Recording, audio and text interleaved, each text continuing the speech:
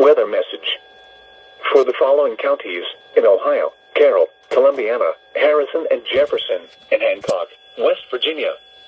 The National Weather Service in Pittsburgh has issued a severe thunderstorm warning for northeastern Harrison County in east central Ohio, Jefferson County in east central Ohio, southeastern Columbiana County in east central Ohio, southeastern Carroll County in east central Ohio, southern Beaver County in western Pennsylvania, Hancock County in northern West Virginia, until 3:45 p.m.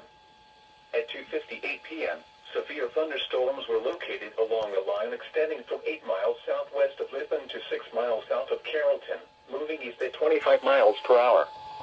Hazard, 60 miles per hour wind gusts and quarter-size hail. Source, radar.